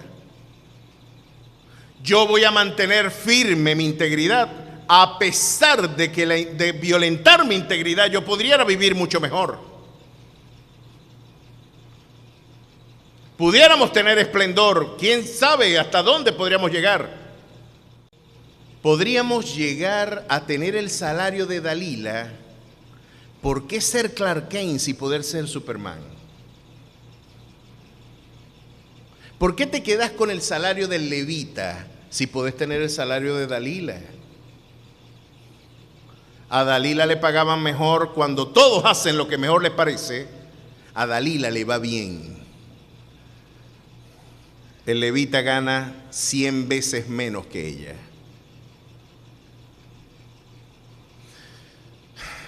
Aquí es donde la fe es probada y donde usted como familia tiene que ejercer principios. Claro que es difícil juzgar una condición como esta. Quizás ni yo mismo podría soportar ver, en este caso, el padecimiento de mi familia. Sin embargo, tengo el imperativo espiritual de sufrir el agravio. Sufre el agravio y sufre padecimiento como obrero del Evangelio. Pero no te metas por la ventana. No te metas por los caminos verdes. Todo lo que el hombre sembrare, eso también segará. No, de Dios tú no te puedes burlar. Él tiene ojos como llama de fuego, mi querido hermano. Y hay prosperidades temporales. Puede durar una década, puede durar quizás 80 años, como fue el caso de Idi Amin, por ejemplo, el nefasto, terrible dictador africano que murió de viejo, mató a más de 200,000 personas, se jactó de ser el único caníbal con refrigerador, porque comía cadáveres de niños. El caníbal del mundo contemporáneo. Explore la vida de Idi Amin Y usted podrá ver aquello que en el Salmo 73 meditábamos unas semanas atrás. Pero es que estoy viendo la prosperidad de los impíos. Creo que es mejor mudarme a Moab con ellos. El salario de Dalila es mejor que el salario del levita. Voy a encontrar mejores oportunidades y mejor esplendor, placer de yo meterme por los caminos verdes. Esto suena muy bien en el domingo, suena muy bonito como un elemento romántico, pastor, mientras usted lo predica, pero qué difícil es no tener pan cuando en la casa se llama la casa del pan y hay hambre en la casa del pan. ¿Qué debe hacer esta nación? ¿Qué debe hacer una familia que ahora viene en bancarrota? ¿Te diste cuenta que el camino verde no era la opción? ¿Te diste cuenta quizás de que la iniquidad no era el camino de la prosperidad? Puedes tener prosperidad temporal, pero ¿de qué sirve la prosperidad temporal? Mis queridos hermanos, si cuando cerremos nuestros ojos nos vamos a encontrar con una condenación eterna, para que usted tenga una perspectiva de lo que eso traduce. Imagínese ese edificio, el Papa Antonio se llama, ¿no? Ese fue un bloque de acero monolítico, un bloque de acero, y un chuchubito viene y le pega un golpe con su piquito y se va. 100 años después viene y le da otro golpe con su piquito y se vuelve a ir el chuchube. Viene 100 años después y le da otro golpe con su piquito. Y después de que esos chuchubes destruyan el Papa Antonio de acero inoxidable, cuando destruyan ese edificio, entonces habrá pasado un segundo en la eternidad. ¿De qué me sirve la prosperidad terrenal si no voy a estar con Dios? Pues lo que la austeridad de la hambre en la casa del pan nos lleva a reflexionar, ¿a dónde Dios quiere que lleguemos? A la conclusión de Asaf, a que usted y yo veamos en Dios el artífice de nuestro bien, de que veamos en el Señor no solamente como la fuente de nuestra salvación. Él será mi proveedor, Él será mi protector, Él me reivindicará, Él exhibirá mi justicia como la luz, mi derecho como el mediodía, y poder concluir incluso de forma poética: ¿a quién tengo yo en los cielos sino a ti? Y fuera de ti yo nada deseo en la tierra. Tú eres mi roca y eres mi porción, tú eres mi herencia y eres mi tesoro. Tengo órdenes de predicar este evangelio de la cruz hasta que Él vuelva. Y tenemos esa orden que cumplirla como un buen soldado. Haya hambre en la casa del pan o haya abundancia en la casa del pan, invariablemente debe ser firme nuestra vocación. Pero a veces no tomamos las mejores decisiones y venimos con Malión, Kelión y Elimelec muertos de vuelta. Venimos con pedazos de vidas deshechos. Venimos con una caravana de lágrimas y de aflicciones en nuestra espalda, con malos quebrantos, y en el camino de retorno encontrarte con voces detractoras. ¿Sabe qué es terrible? Que muchos de los que han llegado con dolor le diga: yo te lo dije. Hermano, ojalá que en lugar de piedras en las manos usted tenga aceite para restaurar el hermano caído. Ojalá que en lugar de una prueba, de usted ser una piedra de tropiezo para la restauración, sus labios y sus manos estén prestados más bien a restaurar la vida de los que vienen ya en quebrantos y en desorientadas condiciones. Esta misma mujer, cuando venía de retorno por el camino de Jericó, quizás tener que decirle: no me llamen Noemí, llámenme Mara, que significa amargura. ¿Por qué me llaman placentero, bienaventurada? Llámenme amarga. El Señor me afligió. Me quedé sin marido, me quedé sin hijos, me quedé sin familia. Y una mujer viuda, anciana, era lo mismo que ser un indigente para este momento de la historia. Según Leboeuf, en su libro Los disidentes del mundo antiguo, las mujeres, y viudas más aún, estaban condenadas a la mendicidad. Así que esta mujer le dice a sus nueras: ¿para qué van a volver conmigo a la tierra de donde yo he salido? Quédense aquí, hagan sus vidas de nuevo, cásense de nuevo, levanten un hogar. Pero tenemos dos perspectivas que son dos visiones, como las dos cruces frente a Jesús. No hay más alternativas, mis queridos hermanos. Usted niega al Señor o usted lo afirma. No hay medias tintas. O usted se va con Él o usted se queda. Y una le dijo, pero vámonos contigo. Y Orfa insistía, pero ante el argumento de Noemí dijo, no, yo sí puedo rehacer mi vida todavía en Moab. Se devolvió a los campos del pecado. Mientras que Ruth nos está dando la clave para restaurar nuestras naciones y nuestras vidas familiares. Esta experiencia de Jueces, esta experiencia de Ruth, lo que se nos está describiendo acá, hay un punto de inflexión sublime que debemos tener como criterio para la restauración de una nación y de una familia. ¿Qué hizo Ruth para dar inicio a un proceso de restauración familiar y nacional? Por aquí tenemos que empezar, amada Venezuela. Tu pueblo será mi pueblo y tu Dios será mi Dios. Yo necesito conocer al Dios de Noemí. Yo necesito conocer al Dios de Abraham, de Isaac y de Jacob. Yo necesito conocer al Rey de Reyes y Señor de Señores. Yo no me voy a volver atrás. Yo necesito lo que tú tienes. ¿Qué habrá visto Ruth en Noemí? Para dejar y decir, yo no quiero ni siquiera un marido, no quiero hijos, no quiero familia. Yo quiero conocer a tu Dios. Yo quiero conocer al artífice de esa nación gloriosa. Yo quiero conocer a ese maravilloso y eternal Salvador. Allí está el punto de inicio de restauración de tu vida, de mi vida y de nuestra nación.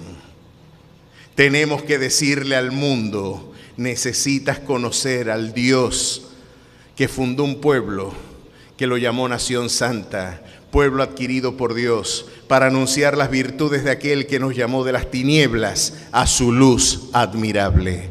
¿Quieres conocer al Rey Mesías? Pues ese es el punto de inicio. Y volviendo allí, porque lo que me llama la atención es que por definición teológica, Ruth no debería formar parte de la historia de Israel, porque era moabita, estaba condenada al ostracismo, al exilio. Tú no puedes formar parte de las filas de Israel. Pero con esto nos pone en evidencia el Señor que la peor crisis que tú traigas de Moab, no importa tu identidad, no importa tu pasado, no importa lo que haya sucedido en tu vida, que de modo que si alguno está en Cristo, nueva criatura es. Las cosas viejas pasaron, he aquí Dios todas las hace nuevas. Y este Dios incorporó a una moabita, porque el que a él viene, él no le echa fuera. Así seas de Moab, así hayas tenido antecedentes con el abominable dios Moloc, donde se le ofrecían a los niños para que en los brazos incandescentes al rojo vivo, ahí se ofrecían los niños en sacrificio. Así tú vengas de una comunidad genocida, así tú vengas de los peores arrabales de la vida, allá te conocían como la prostituta, allá te llamaban la divorciada o el homosexual, allá te llamaban el estafador, el ladrón. Pero si tú te encuentras y anhelas conocer a Jesús, hay un nuevo comienzo por ti, porque Dios ha decidido visitar a su pueblo para darles pan, el pan de vida. Y la historia sigue. Y para hacerle la historia más corta, Ruth conoció un pariente lejano de su marido que la pudo redimir. Se casó con ella. En ese matrimonio levirato tenía la obligación el pariente más cercano en redimir a la viuda. Si yo tenía un hermano y mi hermano moría, yo tenía que casarme con mi cuñada. Ese es el matrimonio levirato. Sucede que había otro que le correspondía y dijo, no, yo no la voy a redimir porque le tengo que dar mis bienes a ella. Y Vos dijo, no, yo sí la quiero. Esa es una mujer de virtud. Esa es una mujer diferente. Esa es una mujer que quiere conocer y anhela servir a Jehová. Hermano, cásese con una mujer que ame al Señor más que usted. Ruth amaba más a Dios que a su propia familia. Porque al decir, tu pueblo será mi pueblo y tu Dios será mi Dios, está estableciendo el orden de prioridades que en la arquitectura espiritual de esa mujer Dios tenía en su vida. Ella está diciendo cuál es su prioridad. Cuando una mujer tiene por prioridad a Dios, hermano, mire a esa mujer. Engañosa es la gracia, vana la hermosura. La mujer que teme a Jehová, esa será alabada. Y esa mujer de virtud fue redimida, se casó Boz con ella y tuvieron un hijo. Y esto es lo que me fascina de las historias espirituales. Saben que los grandes comentaristas de las narrativas universales dicen que el cristianismo es el auténtico creador de los cuentos de hadas, de que algo empezó en crisis y terminó en victoria. La Cenicienta, Blancanieves, Bambi y todas esas historias realmente están inspiradas en un metarrelato espiritual de la debilidad al triunfo, de la escasez a la abundancia, de la debilidad al poder. Y aquí podemos ver una familia en bancarrota que tomó malas decisiones, en una crisis nacional, en un entorno que forjó identidades y promovió migraciones. Después de haber tenido a Dios como el fundamento de su vida y el anhelo y su esperanza y el horizonte de su búsqueda, miren cómo termina esta historia. Estas son las generaciones de Fares. Fares engendró a Hezrón. Hezrón engendró a Ram. Y Ram engendró a Aminadab. Aminadab engendró a Nazón. Y Nazón engendró a Salmón. Salmón engendró a Boz, el esposo de Ruth. ¿Tuvieron Ruth y Boz un hijo? Sí, engendró a Obed. Y Obed engendró a Isaí, e Isaí engendró a David. O sea que estamos ante el bisabuelo del rey David, a una proscrita moabita. Ahora Dios le integró en la genealogía nacional y vino a ser tatarabuela de nuestro Rey y Salvador Jesucristo, porque del linaje de David vino Jesús, nuestro Redentor. A su nombre sea la gloria. ¿Qué le parece? A mí me resulta fascinante. El Señor dice, no tienes familia, yo voy a ser tu familia. No tienes marido, yo seré tu marido. No tienes padre, aun cuando tu padre y tu madre te abandonasen, con todo eso Jehová te recogerá. Nunca te dejaré, siempre te sustentaré con la diestra de mi justicia. Yo te prometí que aun cuando andes en el valle donde la muerte te hace sombra, no debes tener mal alguno. Yo estaré contigo. Yo soy el todo de tu vida. Hermano, y usted busca ese rostro y Jehová responde. ¿Qué le parece? Hizo habitar en familia a la viuda y aún a la estéril, porque tenemos que decir que Noemí cargó nuevamente un muchacho en sus brazos. ¿Cuántos dan gloria a su nombre? ¿Cuántos quieren que Dios haga lo mismo? Invariablemente la historia es igual. Siempre en Él empieza y en Él termina. Y quizás usted hoy que nos visita necesita conocer a ese Redentor.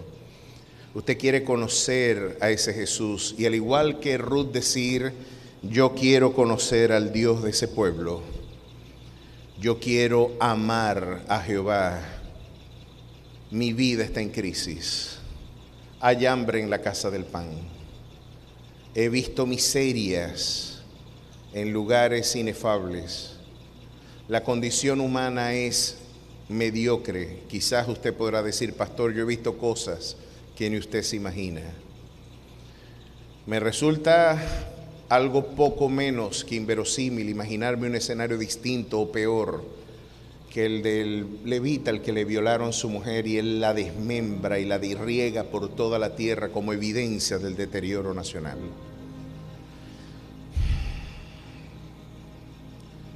Quizás venimos de ese pasado, quizás venimos en bancarrota. Elimelech, Malión y Kelión murieron. Otros han vuelto del exilio, también sin recursos. Hoy algunos están más cerca de la deportación que de la reunión familiar en distintas tierras. Podemos tener incertidumbres y termino donde empecé. Quizás en una palabra lo que puede traducir lo mejor o lo que mejor puede traducir la realidad que hoy afrontamos es: hay incertidumbre, no sabemos qué hacer. No sabemos qué hacer, pero el Señor siempre nos indica el camino. Mas buscad el reino de Dios y su justicia. Primeramente, todo lo demás vendrá por añadidura. Busquemos a Jehová. Y yo te invito a que tú lo conozcas.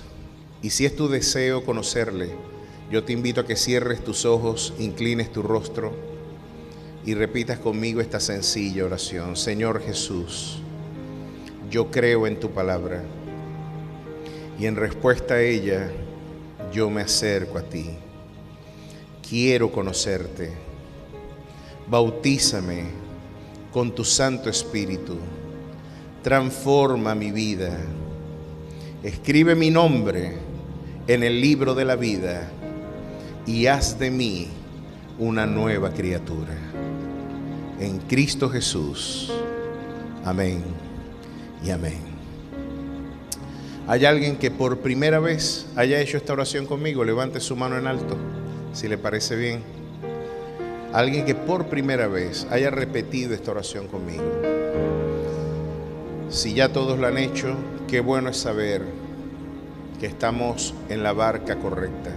Si usted por razón de timidez no quiere levantar su mano, la palabra del Señor dice esto: si tu boca confesare que Jesús es el Señor, y si en tu corazón tú crees que Dios le levantó de entre los muertos, tú serás salvo.